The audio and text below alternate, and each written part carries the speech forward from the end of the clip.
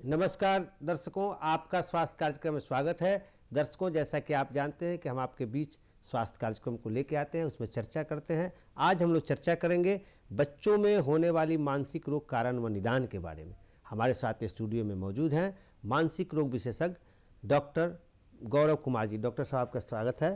धन्यवाद। दर्शकों, हम डॉक्टर गौरव कुमार जी से बातचीत करेंगे कि बच्चों में होने वाली मानसिक रोग कारण क्या है और उसके क्या निदान है। क्योंकि आप भी देखते होंगे कि बच्चे बहुत जल्दी एग्रेसिव हो जाते हैं और उग्र हो रहे हैं, इस तरह की प्रवृत्ति उनके अंदर आ रही है। इस पर हम लोग चर्चा करेंगे। तो सबसे पहले डॉक्टर साहब हमारे दर्शकों को बताएं कि मानसिक रोग क्या है और बच्चों में किस तरह से मानसिक क्या परेशानी है बच्चों में।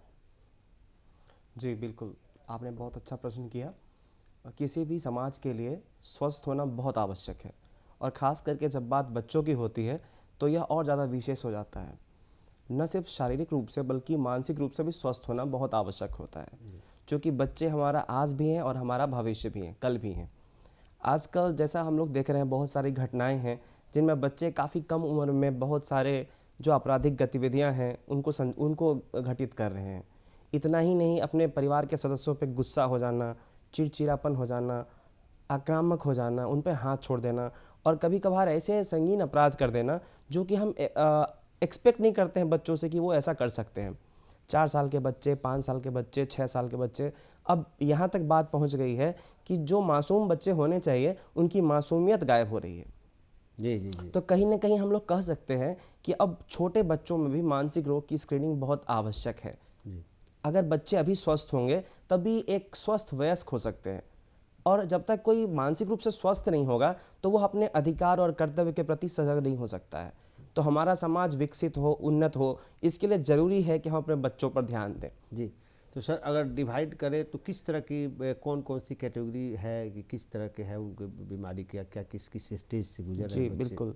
कितने उसके प्रकार हैं, क्या है मानसिक रोग का जो बच्चों में पाए जा रहे हैं। बिल्कुल, जैसे बच्चे, बहुत सारा स्टेज होता है बचपन का, तो सबसे पहले हम लोग कम उम्र से शुरू करते हैं। जी जी जी। जैसे प्री स्कूलर हो गया, स्कूल जाने से पहले का फेज़, उसमें कभी कभी 2 या 3 साल के बच्चे आवश्यकता से अधिक उत्तेजित हो जाते हैं। मोबाइल को लेकर के या अपने खिलौनों को लेकर के वो किसी से शेयर करना पसंद नहीं करते हैं। खास करके जब कोई छोटा बच्चा होता है और उसका बड़ा भाई या बहन उससे कुछ डिमांड, कोई सामान घर पे आया, तो उसको लेकर के बहुत ज़्यादा पोसेसिव हो जाना, बहुत ज़्यादा आक्रामक कि नहीं हम ही सिर्फ रखेंगे, किसी को देंगे नहीं। तो यहाँ से वो स्टेज की शुरुआत हो जाती है और कहीं ना कहीं बच्चों के मन में आ जाता है कि हमारे जो माता पिता हैं वो हमको उतना प्यार नहीं करते हैं, हमारे जो भाई या बहन है, बड़ा या छोटा, उसको ज़्यादा प्यार करते हैं। ऐसा कॉम्प्लेक्स खास करके बड़े बच्चों में आ जाता है। कोई पहला बच्चा है और उसके घर में कोई छोटा भाई या बहन होता है, जब वो कोई चीज़ आता है उसको दिया जाता है तो उसको लगता है कि पहले तो जो चीज़ सिर्फ मुझे मिलता था उस पर हक जमाने वाला अब कोई और आ चुका है, जिसके चलते उसके मन में बहुत सारी कुंठा उत्पन्न होती है और ये कहीं ना कहीं उसके व्यवहार में जो बदलाव है उसका कारण बनती है। इसके चलते बच्चों में ADHD हो जाना, ADHD बोलते हैं attention deficit hyper activity disorder. वो बच्चा आवश्यकता से अधिक चंचल हो जाता है, 5-10 मिनट कहीं बैठ नहीं पाना, अपने दिमाग को कहीं फोकस नहीं कर पाना, कोई भी काम में एकाग्रचित नहीं हो पाता है, वो उसका ध्यान हमेशा भटकता रहता है, होमवर्क नहीं कर पाता है। मतलब होमवर्क तो दूर की बात, अपना जो रूटीन काम है, खाना नहीं खाया, 10 मिनट लगता है खाना खाने में, वो खाना खाना शुरू करता है, उसको ध्यान चला जाता है उधर, फिर वहाँ से ध्यान चला जाएगा, तो उसकी जो एनर्जी है, उसकी जो ऊर्जा है, वो ऐसे ही बर्बाद हो जाती है, जिसका परिणाम उसके विकास पे प्रतिकूल प्रभाव पड़ता है। ADHD के अलावा बच्चों में अपोजिशनल डिफाइंड डिसऑर्डर, कंडक्ट डिसऑर्डर, ठीक से बात नहीं करना, बड़ों से कैसे बात करना है, छोटों से कैसे बात करना है, ये उसको बच्चे को अंतर नहीं पता चलता है। इसके अलावा बहुत सारे बीमारियां हैं, जैसे डिप्रेशन, चाइल्डहुड डिप्रेशन भी बहुत आम हो गया है। जो चीज़ कल तक सिर्फ किशोरों में और युवाओं में देखा जा रहा था और बड़े बुजुर्गों में देखा जा रहा था, अब वो 7 साल 6 साल के बच्चों में भी देखा जा रहा है। तो निश्चित रूप से कहीं ना कहीं हमारे लिए एक समाज के एक सदस्य के रूप में बहुत बड़ा चिंता का विषय है। जी, एक और सवाल आपने बताया सर, जिसमें हम लोग बात करें कि जो हिंसक का व्यवहार बढ़ रहा है उसके कारण क्या मानते हैं आप, क्या कारण है उसके। देखिए, इसमें ऐसा कोई एक पर्टिकुलर रीज़न नहीं है, बहुत सारे कारणों का ये मिश्रण हो सकता है। जैसे कि पहला कारण हम लोग पहले जो डिस्कस करते हैं वो घर के कारण से डिस्कस करते हैं। तो बच्चे का मन बहुत कोमल होता है, वो वही सीखते हैं जो उन्हें हम दिखाते हैं। एक तरह से हम जो भी घर में बातचीत करते हैं, कैसा हमारा रहन सहन है, बच्चा वैसा ही होगा जैसा हम बिहेव करेंगे। घर में अगर माता पिता के बीच में झगड़ा बार बार होता है, या मारपीट होना, या अच्छा व्यवहार नहीं कर पाते हैं, हमारा व्यवहार बच्चे देखते हैं कि हमारे पिताजी हमारी माँ जी कैसे बात कर रहे हैं। अगर वो देखते हैं कि माँ पिता बार बार उनको डांट देते हैं, जैसे बच्चे ने गलती की, तो ये हमारी जिम्मेदारी बनती है कि उनको हम प्यार से समझाएं। लेकिन हम क्या करते हैं, बोलते हैं 2 थप्पड़ लगा देंगे, ऐसे मत करो, बंद कर देंगे रूम में, ऐसे मत। बहुत सारे केस में देखा गया है कि बच्चों को दंडित किया जाता है अनावश्यक रूप से। इससे बच्चे की समझ पे असर पड़ता है, क्या गलत है क्या सही है, बच्चा समझ नहीं पाता है कि क्या करें।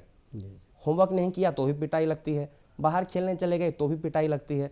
तो उसके लिए यह समझना मुश्किल हो जाता है कि हम क्या करें जिससे हमें यह पिटाई से बचना पड़े। तो इस चक्कर में बच्चा उधेड़ बुन में ज़्यादा रहता है, और यही उधेड़ बुन धीरे धीरे धीरे धीरे बढ़ते बढ़ते आक्रामकता का रूप ले लेती है। माँ उसको डांटती है, वो भी माँ को डांट देता है। तो ऐसी स्थिति आने पे हम लोग को चेतना चाहिए। ऐसा मत सोचिए कि हमारा बच्चा बच्चा है, भाई बड़ा होगा तो ठीक हो जाएगा।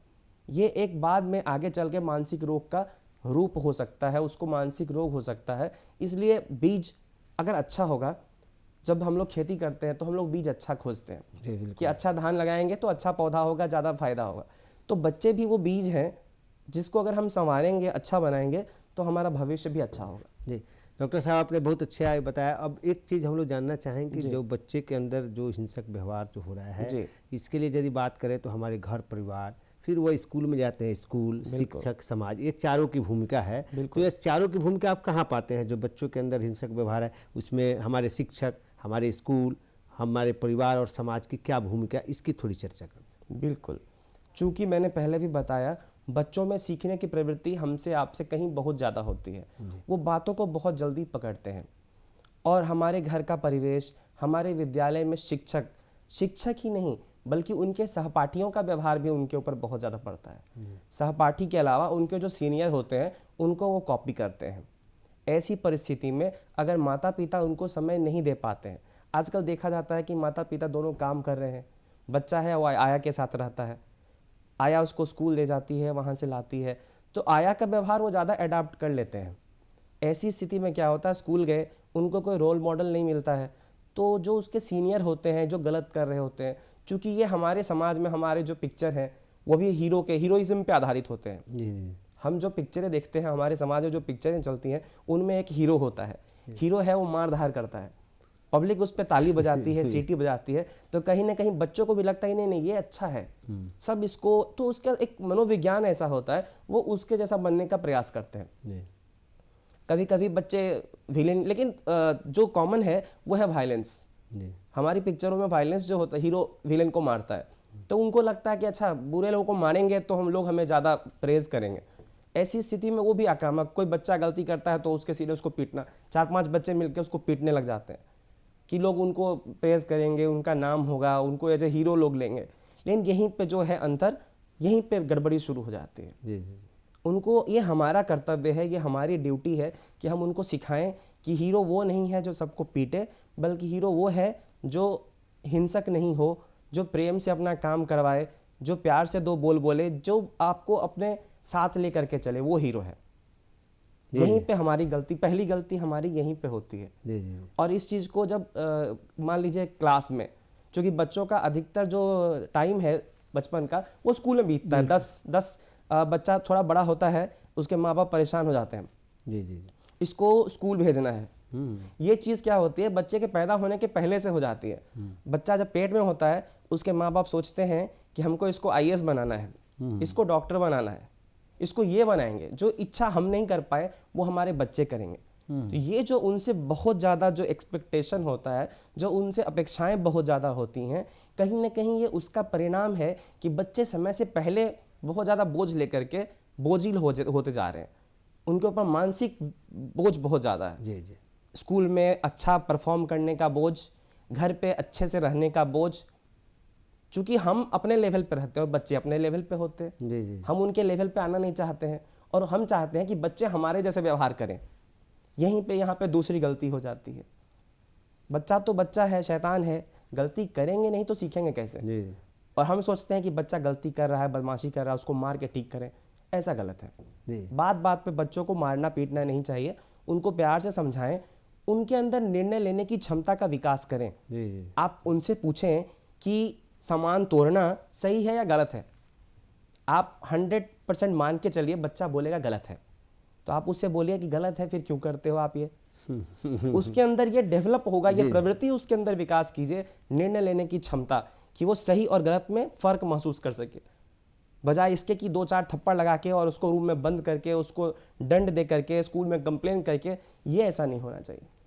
ये एक तो भूमिका हुई इसकी। जी बिल्कुल। अब हम आगे बढ़े तो फिर घर परिवार की बात करें तो क्या भूमिका है? बिल्कुल, घर परिवार और साथ में समाज, हाँ, दोनों को अगर हम टाइप करें। बिल्कुल।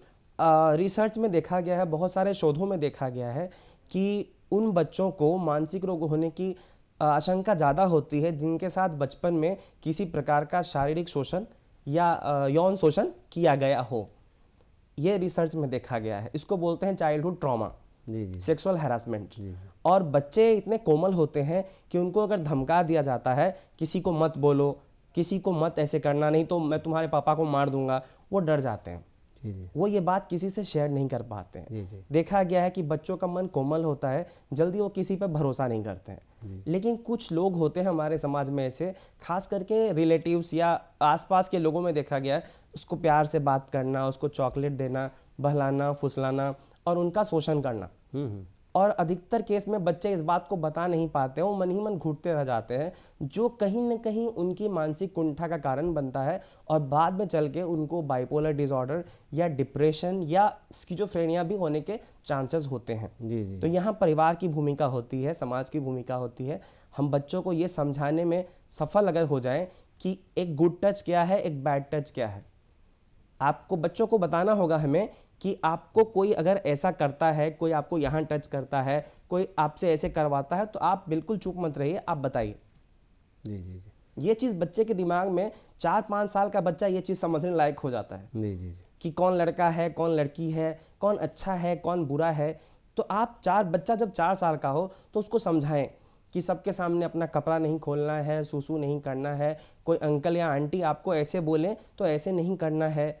ये हो गया प्रिवेंशन का उपाय, ताकि बच्चे को जो सेक्सुअल हैरासमेंट है उससे हम बचा सकें और उसका रिटर्न ये होगा कि वो बच्चा आगे चल के एक अच्छा स्ट्रॉन्ग, मेंटली हेल्दी, मेंटली और फिजिकली भी, क्योंकि उसका शारीरिक स्वास्थ्य पर भी असर पड़ता है उन घटनाओं का। तो यहाँ पे समाज की भूमिका आ जाती है। जी जी एक चीज़ और हम लोग बात करें, जो हम लोग ऐसे देखते हैं कि जैसे परीक्षा का समय है, उसमें बच्चे तनाव में होते हैं, फिर परीक्षा का रिजल्ट आता है तो उसमें बहुत ऐसे लड़के सुसाइड की प्रवृत्ति उनके अंदर आ जाती है। तो इसके क्या रीज़न है और कैसे इस पर लगाम लगे? बिल्कुल, ये बहुत ज्वलंत समस्या है और ये हमारे समाज में बहुत आम है। जी जी जी चूँकि मैंने पहले भी बताया, हर गार्जियन का एक्सपेक्टेशन होता है कि हमारा लड़का IIT निकाले, मेडिकल का टेस्ट निकाले, उसे थोड़ा आगे बढ़े तो अच्छा नंबर लाए, टॉप करे। ये एक्सपेक्टेशन जो है ना, ये इसका कहीं ना कहीं कारण है। जी जी जी बच्चों पर दबाव आवश्यकता से अधिक होता है। जी जी हम यहाँ पे क्या गलती करते हैं, मैं आपको ये बताना चाहता हूँ। हम यहाँ पे ये गलती करते हैं कि बच्चे की अभिरुचि को हम भांप नहीं पाते हैं जी जी कि हमारा लड़का किस चीज़ में आगे है। जी जी एक उदाहरण देता हूँ, अगर सचिन जी क्रिकेट नहीं खेलते तो हो सकता है वो एग्ज़ाम की तैयारी करते IAS या IPS की, तो इतना आगे नहीं बढ़ सकते थे वो, है ना। लेकिन उन्होंने क्रिकेट को चूज़ किया, उनका इंटरेस्ट उसमें था, उन्होंने बहुत ही अच्छा किया। यही चीज़ आप लता मंगेशकर जी के लिए भी कह सकते हैं। तो हमारे समाज में अगर हम चाहते हैं कि बहुत सारे खिलाड़ी पैदा हों, बहुत सारे सिंगर पैदा हों, कलाकार हों, सिर्फ पढ़ाई से दिमाग, जो हमारा रूटीन फोकस है पढ़ो पढ़ो पढ़ो, ये नहीं होना चाहिए। जी एक कोमल मन में हम उनके ऊपर इतना खौफ डाल देते हैं पढ़ाई का, स्कूल नहीं जाओगे तो तुमको ये करेंगे, पढ़ाई नहीं करोगे तुमको ये, इतना ज़्यादा खौफ हो जाता है कि बच्चे वास्तविकता में पढ़ाई से घृणा करने लगते हैं। मैंने हाल में एक घटना पढ़ी न्यूज़पेपर में और टीवी पे दे रहा था। एक नोएडा का बच्चा 11-12 साल का, उसने अपनी माँ को बैट से पीट कर और पिज्ज़ा कटर से काट के मार डाला, माँ और छोटी बहन को।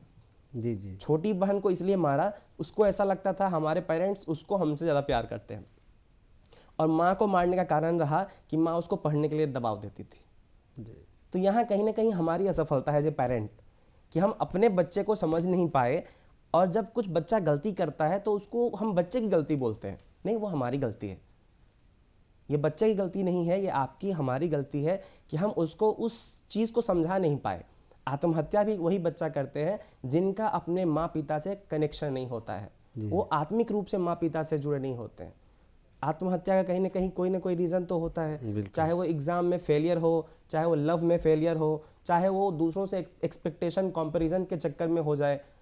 तो आखिर इन चीज़ों को हम रोक क्यों नहीं सकते? जी जी इन चीज़ों को हम रोक सकते हैं, लेकिन एक समय सीमा के अंदर उस चीज़ को हम पहचानें कि हमारा बच्चा मानसिक रूप से थोड़ा कटा कटा रह रहा है, जैसे पहले था वैसे नहीं है, अभी सुस्त रह रहा है, इसका व्यवहार बदल रहा है, ये ज़्यादा बात नहीं करता है, अब खोया खोया सा रहता है।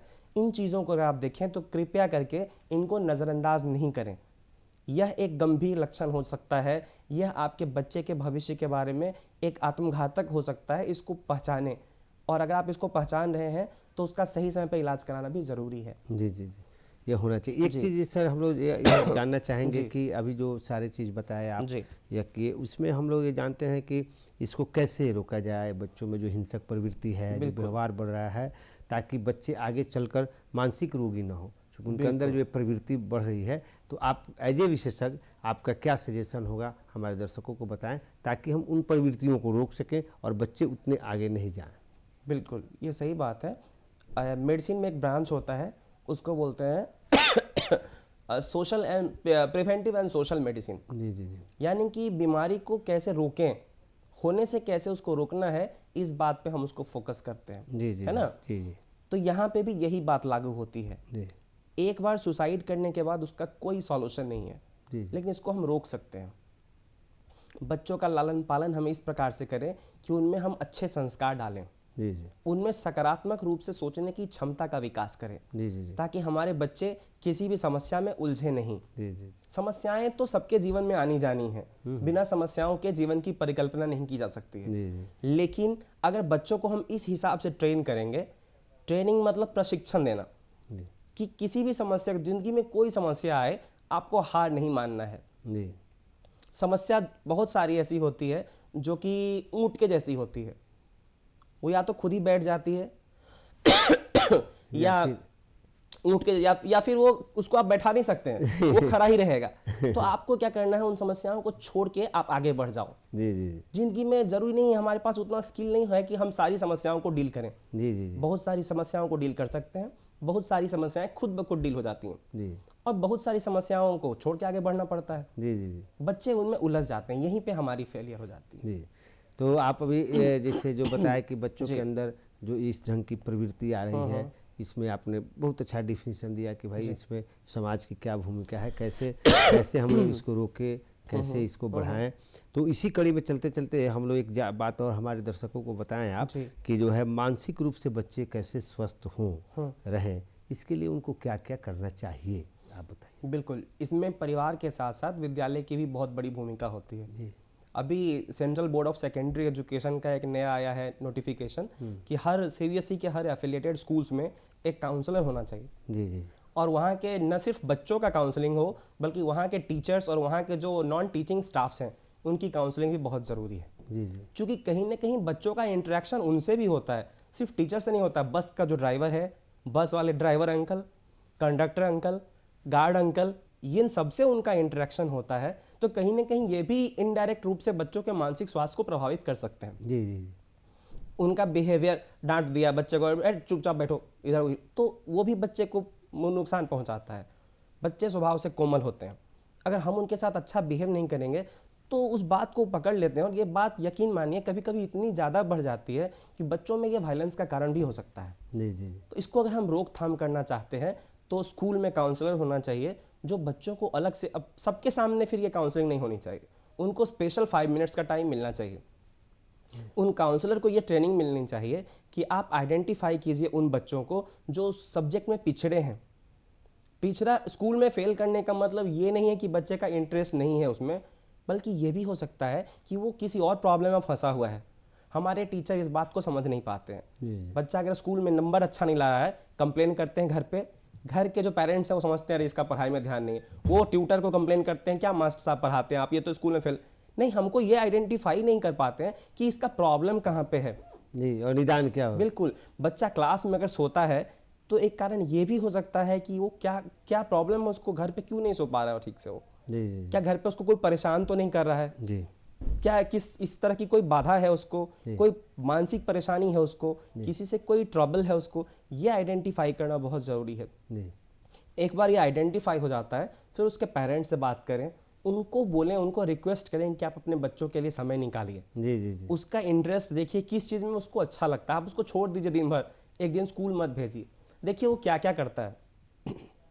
ड्राइंग करता है या सिंगिंग करता है या क्रिकेट खेलता है, क्या चीज़ में उसका इंटरेस्ट है, उसको समय दीजिए, उससे पता कीजिए, और जिसमें उसका इंटरेस्ट है उसको उसमें पहले बढ़ावा दें हम लोग, बिल्कुल बिल्कुल बिल्कुल। ताकि वो अपने जो पढ़ाई है उसको भी एंजॉय कर सके, जी जी और अपनी जो उसकी गतिविधियां हैं उसको भी एंजॉय कर सके। जी जी जी प्रेशर नहीं होना चाहिए उनके ऊपर, दबाव नहीं होना, दबाव नहीं होना ये चाहिए, दबाव तनाव नहीं जब होना होता है चाहिए। जिसे कहा, जी जी बिल्कुल, जी जी दबाव नहीं होना चाहिए, क्योंकि उनका मन कोमल है।